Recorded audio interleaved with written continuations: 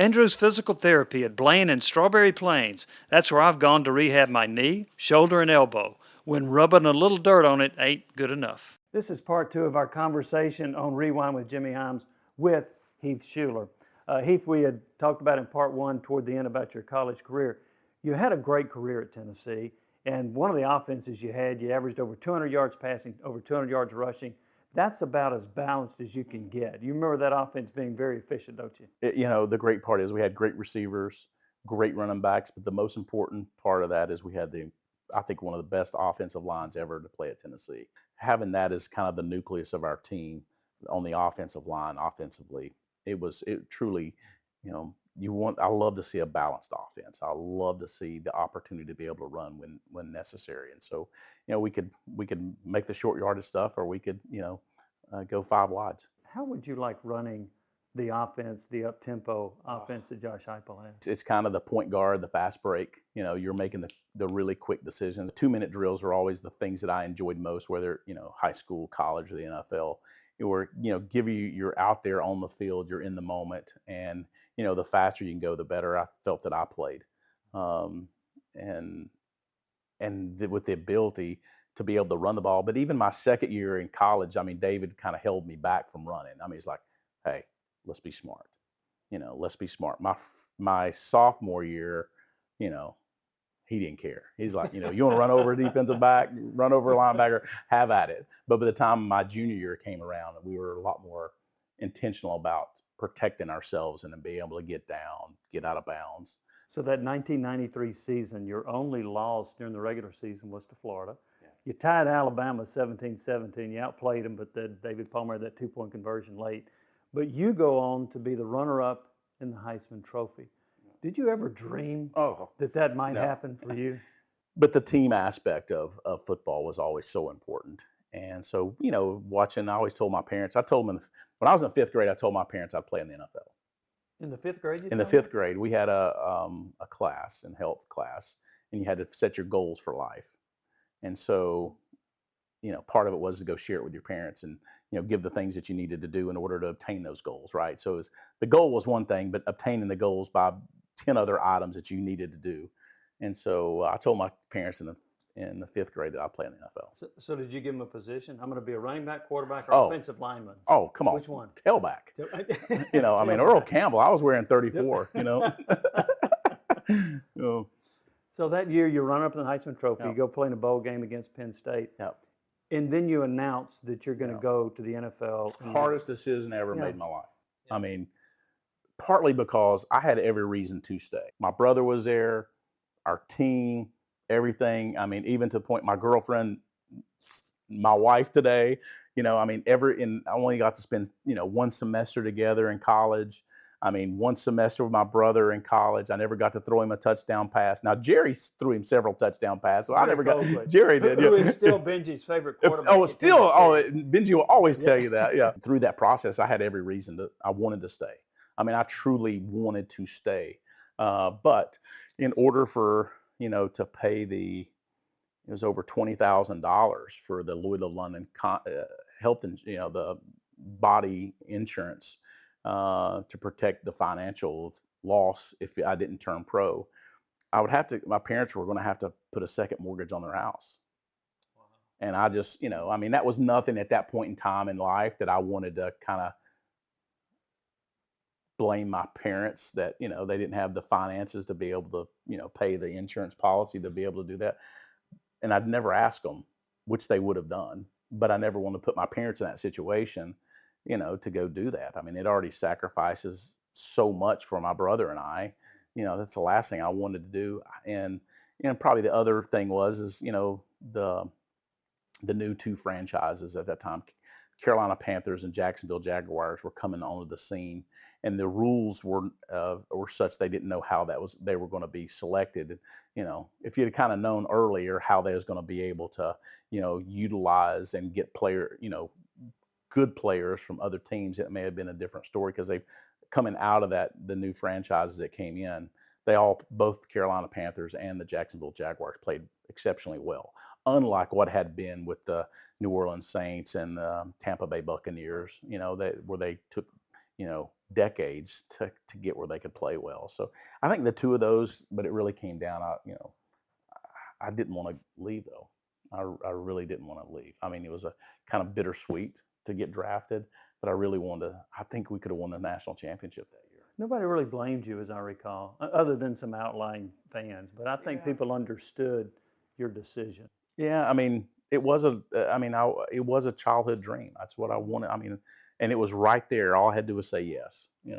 But I mean, so much part of it was, and it was such a blur during that time. From the time the bowl game went over till that decision was made, it was really hard. I went back home, spent the time with my parents, and we really sat down. And some people thought we had already made that. I'd made that decision, but I had not. What's your Jerry Colquitt story? So 1992, we're competing for the starting job. And Jerry Colquitt and I were roommates. And so we would go back to our rooms at night and we would study, work on things. And so about 3 years ago, I called Jerry back up and we've been we kept in contact, but not maybe as close as we are even now. And so I called Jerry up. I said, Jerry, I owe you the biggest thank you ever in life. He said, what for? I said, you are the most selfish human being I've ever been around. We sat in that dorm room, studying game, watching tape, and you helped me. You had every reason not to help me. We were competing for the job, but you were selfless. But it wasn't until obviously much later in life that I realized really the commitment that he had made. He could have sat in his room or gone to another, part of campus and studied on his own, but he would say he had been in the system a year before because he was a redshirt, sophomore at the time. He'd say, hey, Heath, here's the way I think about this. Here's a good way of looking at this. I saw that you were, or I'd have questions. Now, Jerry, explain this to me. How do you, with the offense? And I was coming from a veer offense into this offense. So it was a totally different mindset of thinking. And so he helped me through that more than anyone. And I owe that to Jerry just because he was a selfless teammate. So the draft comes up. You are the number 3 pick of the draft. You go to the Redskins, who, if I remember, that was one of your favorite teams. Oh, that was right? yeah. Yeah. It So sure you get was. picked by the Redskins, and it looks like it's going to be fantastic for you. Oh. However, you were, quote, holdout, and I say that with quotes because there was negotiation between the Redskins and your agent about what you would make, and there was a former Redskins quarterback named Sonny Jurgensen that Really threw me under the blamed bus. you for them cutting some other players due to your contract. That had to be a difficult situation to step into. It was really challenging because it was never about the money. It was about the voidable years and the contracts. And, Tom Condon at that time was with IMG and, CAA now. And, the most integrity, the guy that I think the world of. Still this day, I think one of the best people I ever met in sports. And he was just doing his job. And part of it was, I'll never forget, it was 2 days going before we went to camp. And I had already told Tom, I said, I want to take my contract and give it to Charlie Casserly, who was the general manager at the time. He said, okay, fine. So they overnighted it to me. I took it to him. I put it on his desk. I said, we're a week out from camp. I want to be at camp first day. The day before camp, we leave to go to camp. I went back into his office. I said, and he had never opened my envelope. Did he ever explain that? It was part of it is both Trey Johnson, who is my guard, who actually who was picked in the second round. They had not finished his contract, so he missed 2 or 3 days of camp. So they waited till I was the last one before they started that. I wasn't a type guy that Sonny Jurgensen wanted to go hang out at the bar and have fun and meet late at night and have conversation, and that was not me. Did you ever talk to Sonny Jurgensen? Yeah, we had conversation, but that was the problem is I wasn't that type of person for him. I wasn't the guy that was going to go hang out at the bar and drink after practice. I was going to do the things that was necessary to get back to practice the very next day, get the rest I needed, study the film. And I think it was just a kind of a personality that he just felt like if I wasn't willing to go do those things with him, then I don't know. He really held it against me, and he had the ear of the fans. I mean, everybody's a Yeah. Washington Redskins fans, a Sonny Jurgensen fan, and so he really kind of turned the fans against me. So after 3 years, you ended up going to the Saints, Yes. and then you suffered turf toe, or what did you, So ligament damage? I dislocated all 5 of my toes at the same time. How did you do that? So it was early in the season. We're playing Oakland, in Oakland, playing the Raiders, and right at second base, the infield was still there. The A's play on the same field. Yeah. So I stepped up, and Chester McLaughlin, who played at Clemson, playing for the Raiders at the time, tackled me, and my toes went into the hard infield, and so when I heard a snap, and all 5 of my toes ended up on top of my foot, and so I didn't, I hobbled off the field, and they cut my shoe off of me, and there was a big bulge. I thought I just broke my foot in half, but it was my toes had just ended up on top of my foot, and so I severed all the nerves. I tore my plantar fascia, the sesamoid bones. They crushed them, and so had 2 surgeries, 11 and a half months on crutches, and it was the same injury that very similar that Larry Zonka and Calvin Hill suffered. That ended both of their careers. And then basically ended your. It did in my career, yeah. I never was able to gain movement in my toes there since then. And so when I went to the Raiders, John Gruden took a chance on me. Yeah. I'm a big fan of John Gruden's. That offense was suited for that was suited for me, his type of offense, and it was a perfect situation to be there. Rich Gannon was there, Wade Wilson was there, so I was sitting in a really good spot, and hoping to be able to play, and so it finally went to the point I had to pass a physical, and I failed it, and I asked them to just cut my toes off, and if they had just removed the first 3 toes, then I felt like I could, I'd be okay, and the doctors wouldn't do it, so that was it. And you told me I'm retiring. Mm-hmm. Do you remember that? Yeah, I do. Yep. Because you were going to give me the scoop on that story. That's it. Yeah. Yeah. That had to be a hard decision. Oh, that was for the you. hardest thing to do. I mean, I had no choice. I mean, it was, I had to retire. I mean, there was no way to physically play again. I mean, because I had no balance, and it's still today. And I kind of blame my bad golf game or lack thereof because I don't have that balance. You got to have your toes help you balance, and so I just don't have that really good balance, and so I kind of blame my really bad golf game on that. But it's I've gotten where the point that my ankle stabilizes me and stuff like that. I want to be a Hall of Famer. I want to play in the Pro Bowl. I want to do all those things, and to have gone through high school and college in such a paved road and just hit a wall of just, I never had fans mad at me before, in New Orleans was a, that was a whole different vibe down in New Orleans. I love Coach Ditka. Coach Ditka was just awesome, but we just didn't have our offensive coordinator was, probably not the best offensive coordinator in the league at that point in time. But it was a great place. I loved Coach Ditka's leadership qualities. I learned and gained a lot from that. But going out, I learned more about football in 6 months with John Gruden than I had learned with anybody in my entire football career combined. I learned more in 6 months sitting in that room with Rich Gannon and Wade Wilson and John Gruden. So kind of unfortunately for you, every year that the draft comes up, they talk about Oh yeah, bus. And your name shows up always, among the biggest I had a busts. reporter. Does that bother you? Part of it is nobody knows the story because I just said I retired. Yeah. I was like, I wasn't gonna, I felt at that point in time that, if it was, people would think it was an excuse. I'm like, it wasn't an excuse when you look at the scars on the foot and, the ability to, can't run and do those kind of things. 2020 Ford Mustang convertible, $23,990. 2016 Toyota 4Runner SR5, $25,990. 21 Lincoln Aviator, $53,970. Local you trust, pre-owned vehicles you can afford. Ray Varner Ford, your East Tennessee Ford dealership. Man plans, and I had a plan, but God laughs, and it wasn't my plan. That wasn't the plan he had for me. And honestly, I never questioned it. I mean, it hurt. I mean, it really hurt. You know, I'll never forget. I called my wife, Nicole, at the time, because we had just been married for a little over a year.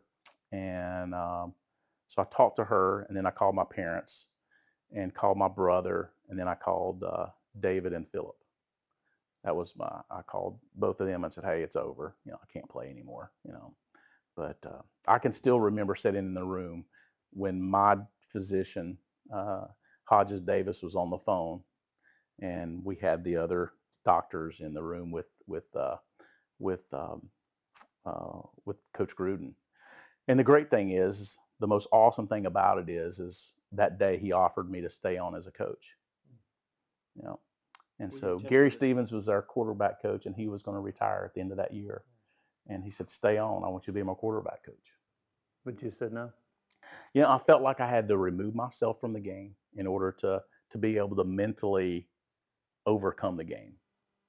Well, you had to get into politics. Oh my goodness, And you Jimmy. did. Now, Jimmy. you were not somebody, you didn't go to political rallies. You weren't out there. I didn't even campaigning vote for half the people. time, Jimmy. And so what led you to get into politics? You know, it was kind of unusual. Nicole and I we had moved back to North Carolina, and we were helping scholarship some kids from my high school and the local high schools, kind of helping them with scholarships. It's called the New Century Scholar, and where they could go to school for free, you know, Southwestern Community College. And so we were helping on that, and everybody kept saying, you ought to run for office. I'm like, run for what? I mean, I don't like politics. I'm not a politician. And so it kind of built up, and I don't know exactly what had happened, but there was some very influential people that come to me and said, hey, look, you know, we'd love for you to consider running against a 14-year incumbent. Yeah. And I was like, or 16-year incumbent. And I said, okay, you know, I don't think I want to do that. But then people started calling, and I got a call from President Clinton. You know, it was kind of unusual. I was getting all these calls from all these politicians and people, and I'd look at them on my phone, straight to voicemail. I didn't take it. Didn't take his call. And it was kind of because I would always kind of consider, because I had voted for Democrats and Republicans. You know, when I did vote, I voted for the person, not the party. But ended up, it sounds cliche, but I felt that this country had been really good to me, and I had to give back. And So that was what it was. You're into community service, but you were also into serving the country. I didn't serve in the military. What have I done besides play athletics and do business, right? Because at that time we had just sold our real estate company. And I'm like, what have I done to give back? Did you play basketball against President Obama? Oh, yes. Did The you Blue foul him? Dogs. Oh, yeah. Yeah, I mean, you know, yeah, of course. I mean, it was a rough game. I mean, it was a very rough game, but we had a great time. And it was a way, it was camaraderie. It was a way to bring both parties together. And so I was kind of in charge of getting the team together, and we did pretty well, but they were stacked. I mean, he had the best of the best, you know. So, but we had fun, and we did it 3 times. We had 3 different games with the president. A.G. Hyams Company. You don't stay in business for over a century unless you're selling quality tools and materials. At A.G. Hyams, well, they've been selling building materials since anyone can remember. Then you've got Navy Yep. that's on the team now, Island on the dance team, your daughter. Yes. That's got to be a thrill for you, in particular right now, to see number 21 playing quarterback at goodness. Tennessee, and your daughter on the dance team. A special time. I mean, you know, if you look at any of your big events and things in life that you do personally, never amounts to when you see your kids doing that. So to be able to watch both of them on the field, unbelievable. It's a thrill to see that, isn't it? Yeah. I mean, awesome. I got a picture, and I want you to take a look at this and see if you remember this. Oh my goodness. Wow.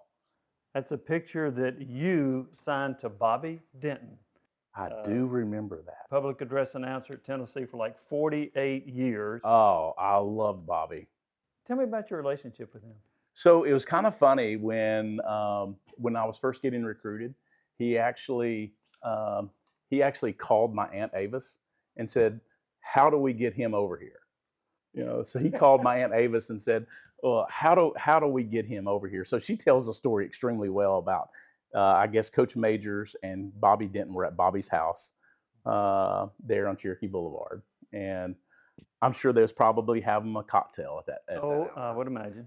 And so they were having conversations. So they called my Aunt Avis and Phillips and said, how do we get Heath over to Tennessee?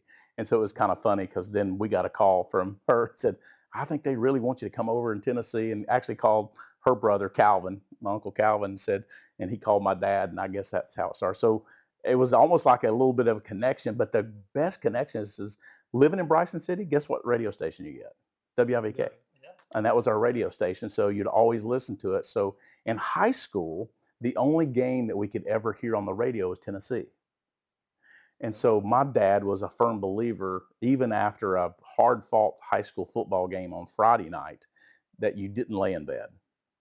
And so my dad, we would cut wood for extra money for people, and so we'd go cut wood for ourselves. And so, if people knew that I was handling a chainsaw from the time I was 12 years old, to even when I was in college, um, you know, they'd probably say it was crazy that my dad, but that's just the way we grew up, right? I mean, that was a part of manhood, is being able to handle a chainsaw. But we would listen to Bobby Denton on the phone or on the radio and listen to his, him, do some of the, the games, and, listen to him, and go to the stadium and listen to him. So it was kind of, he did the, a lot of the, commentating from the standpoint of, I guess it was like a football final stuff and stuff. And it was just awesome to be able to hear him. Well, you wrote "It's football time in Tennessee." Yes. in Yeah, the that was his picture, motto. which Yeah. It was his motto. Yeah. So Bobby Denton meant a lot to you, Yes. no doubt. Very much so. What has the University of Tennessee meant to Heath Shuler? I don't know where I'd be today if it wasn't for Tennessee. I mean, coming across the mountain, coming from a small hometown, people making you feel welcome. That's the reason I moved back. I mean, this is home. Heath, I appreciate it. Thank you. Thank you, Jimmy. Catch up with you. Yes, sir.